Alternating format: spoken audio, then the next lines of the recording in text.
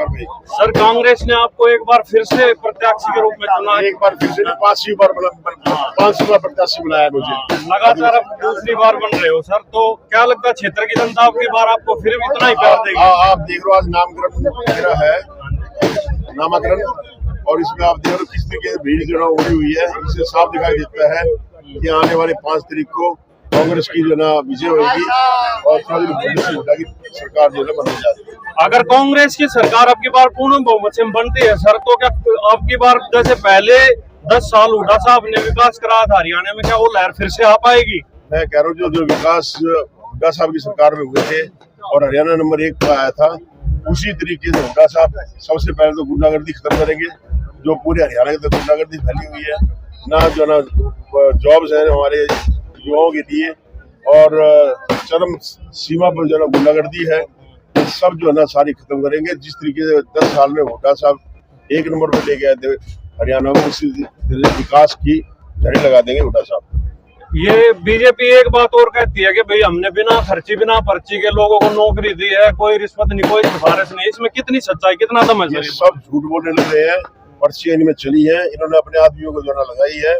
पर्ची सिस्टम हमारी सरकार में नहीं चला था। हमारी सरकार में काबिल जो थे हमारे जो ना लोकल हमारे जो बच्चे थे वो जो ना उनको चांस दिया गया था। वो दे खट्टर सरकार के अंदर बाहर के गुजरात के और प्रदेश उत्तर प्रदेश के यहाँ के सारी भर्तियां हमारे नौजवान जो हरियाणा के हैं उनको कोई नहीं मिली नौकरियां। तो हुड्डा साहब की सरकार आएगी, हमारे नौजवान जो हरियाणा के हैं डोमिसाइल उनको हम जो ना नौकरियां देंगे। अच्छा सर, जैसे बहादुरगढ़ हल्के से और प्रत्याशी हैं, जैसे बीजेपी से दिनेश कौशिक को अब की बार टिकट मिली है, या स्वर्गीय नफे सिंह राठी की घरवाली अब की बार चुनाव मैदान में उतरी है, या एक निर्दलीय राजेश जून जी हैं जो आपके गांव से ही हैं, वो भी दावा ठोक रहे हैं कि हम भी अब की बार पूर्ण बहुमत से जीत रहे हैं। कि उनकी बातों में कितनी सच्चाई देख रहे हैं सर? देखिए, जो पिछले 10 साल के अंदर खट्टर सरकार के टाइम में जो बदमाशियां हुई हैं, जो लूटपाट हुई है, जो ना हमारा हरियाणा जो है ना बिल्कुल नीचे चला गया पूरा चरम से, जो ना जो ऊपर उठा हुआ था, और पूरा हरियाणा को जो है ना हुड्डा साहब ने पूरी मेहनत करी 10 साल में, वो सारी 10 साल के अंदर सारी जो है ना खत्म कर दी। आज हरियाणा बर्बाद होया हुआ है, जो चारों तरफ से बर्बाद होया हुआ है। तो जितने भी ये इंडिपेंडेंट खड़े हुए हैं, जितने भी ये क्या नाम लोकदल के हैं, बीजेपी के हैं, हरियाणा की जनता पूरे हरियाणा के अंदर चाहती है भूपेंद्र सिंह हुड्डा की सरकार आए, और वही दिन आए जो पहले 2005 से 2014 तक थे। और मैं समझता हूँ कि हमारी कम से कम 55-60 सीटें की बहुमत से सरकार बनने जा रही है, इसमें कोई शक नहीं है। बहादुरगढ़ से बड़ी भारी मतों से मेरे को जो है बहादुर जनता कम से कम 40,000 से जिता के विधानसभा में भेजेगी, ये गारंटी के साथ मैं आपको बोल रहा हूँ। क्योंकि बहादुर की जनता बहुत दुखी है, बदलाव चाहती है।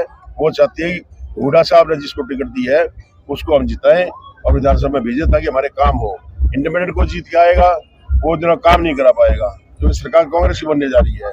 तो कांग्रेस के प्रत्याशी को जो जिताएगा और तभी तो काम हो पाएंगे। इंडिपेंडेंट काम नहीं बनाएंगे तो इंडिपेंडेंट की जो है ज्यादा देर तक जो है कड़ाई नहीं चलती है। तो ये इंडिपेंडेंट सब खत्म है, ये सिर्फ वोट काटू है, वोट काटू। और उन्होंने काम से और जेब भरने के काम करने के लिए ये काम कर रहे हैं।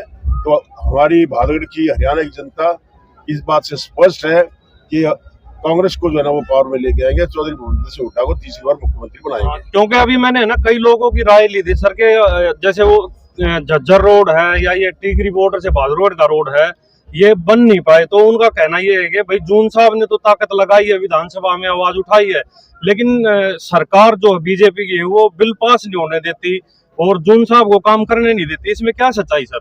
यहाँ के जो एक्स एमएलए थे, जो लोकल बीजेपी के एमएलए थे, 250 करोड़ रुपया इसका बहादुरगढ़ से झज्जर तक का पास हुआ हुआ था। लेकिन जो लोकल लीडर थे ये चाहते थे कि ये सड़क ना बने, जो ना एमएलए की बेइज्जती हो। मैंने बहुत कोशिश करी, फिर मैंने 20 करोड़ रुपए रिपेयर की भी मैंने पास कराने की कोशिश की, 20 करोड़ पास भी हो गए, लेकिन ये रोड अटकाते रहे और जो ना इस सड़क को बनने नहीं दिया। अब हमारी सरकार बनने जा रही है। मेरा सबसे पहला एजेंडा यही होगा कि जितनी भी मेरे हल्के के अंदर सड़कें टूटी हुई है प्रायोरिटी में ली जाएंगी, और उनको सबसे पहले तो मैं ये बहादुर से जरूर है सबसे पहले इसको बनवाऊंगा। और बाकी मेरे गाँव की भी सड़कें टूटी हुई हैं और शहर के अंदर भी जो सड़कें टूटी हुई हैं, और जो सेवर का बुरा हाल है पूरे बहादुर के अंदर, जिस तरीके से अभी बारिशों में बहुत बुरा हाल हुआ है, ये सारी चीजें देखी जाएंगी और इन सब का जो है ना हल जो है ना निकाला जाएगा। और ये हल जब ही निकाला जाता है जब कोई एक मुख्यमंत्री ईमानदार आए चौधरी भूपेंद्र सिंह हुड्डा की तरह, तो तभी जो है ना काम होते हैं, तभी विकास होते हैं। तो इसलिए मैं समझता हूँ कि आने वाले 5 तारीख को हरियाणा की जनता, बहादुर की जनता कांग्रेस के पक्ष में, चौधरी भूपेंद्र सिंह हुड्डा के पक्ष में वोट डालेगी और बहादुर में और हरियाणा के प्रत्याशी जितने भी हैं हमारे कांग्रेस के, उन सबको विजय बनाएगी। वैसे सर आपने बीच में ये कहा था कि भाई 55 सीटों पर हम आ रहे हैं और पूर्ण बहुमत से अपनी सरकार बना रहे हैं, लेकिन यहाँ की पब्लिक के मैंने बात की थी, वो कह रहे थे अब की बार कांग्रेस 70 पार। इनके हौसले ज्यादा बुलंद है। बिल्कुल बुलंद है। तो सर अब मैं इन्हीं की बात मान लूंगा जो 70 ही कह रहे हैं ना, सब 70 होगी।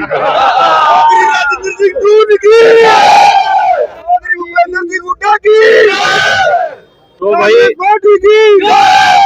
हैं, धन्यवाद सर। तो ये थे भाई बहादुरगढ़ सीट से कांग्रेस प्रत्याशी राजेंद्र जून जी। बहुत बहुत शुभकामनाएं सर, बहुत बहुत धन्यवाद।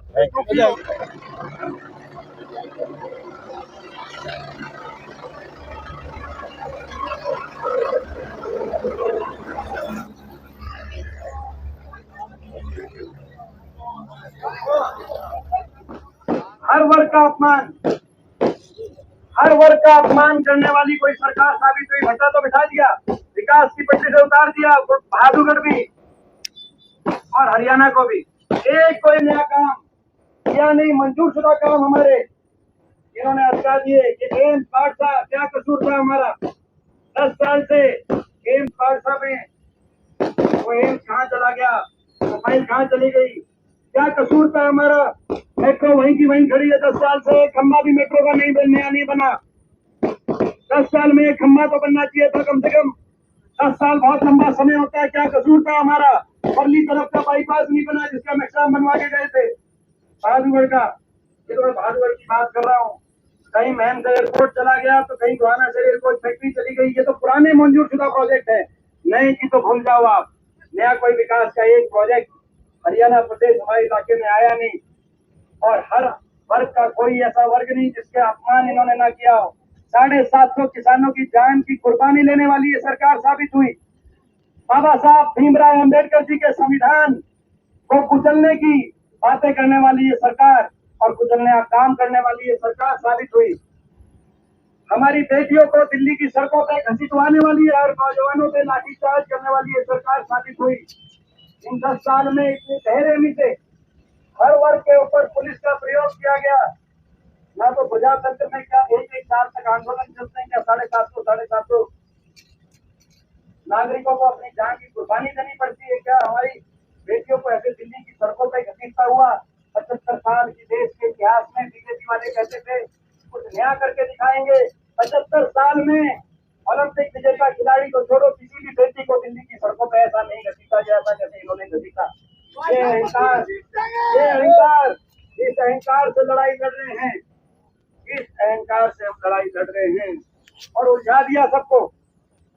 आम हरियाणा के आदमी को उलझा दिया, पोर्टलों में उलझा दिया। पोर्टलों में उलझा दिया कि नहीं उलझा दिया? पोर्टलों में, आईडियो में उलझा दिया, प्रॉपर्टी आईडी में उलझा दिया, फैमिली आईडी में उलझा दिया कि नहीं उलझा दिया?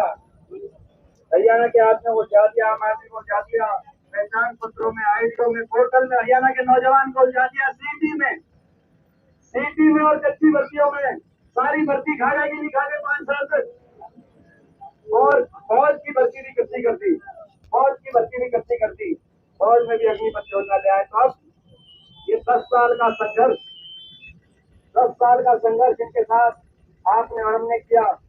10 साल तक इन दिल्ली की तानाशाही ताकतों से लड़ाई लड़ने में ना आपने कदम पीछे हटाया, ना हमने कदम पीछे हटाया। मैं तो 10 साल तक अकेला विपक्ष में एक सांसद था पहले लोकसभा में। उसके बाद पिछले 5 साल तक 15 सांसद थे हरियाणा से, लोकसभा राज्यसभा के मिला के 14 बीजेपी के थे। मैं अकेला विपक्ष में था, लेकिन डटा रहा आपके आशीर्वाद की वजह से। राज्यसभा में जब मौका मिला, इस बार तो 5-5 सांसद वहां खड़े हो गए लोकसभा में। लेकिन 10 साल तक इस तानाशाही ताकतों के आगे बहुत बड़े बड़े झुक गए, बहुत बड़े बड़े बिक गए।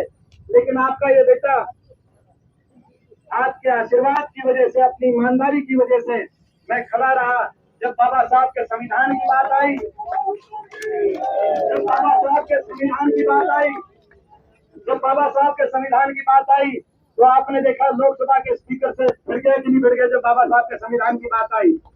उन बाबा साहब के संविधान को बचाने, जब किसान पे बात आई, तब उनसे वहां पर संसद में अकेला था, लड़ाई लड़ी, जब बेटियों के सम्मान की बात आई तो पूरी देश की बीजेपी तो उनके प्रति थी, बड़ी ताकत थी उनके पास।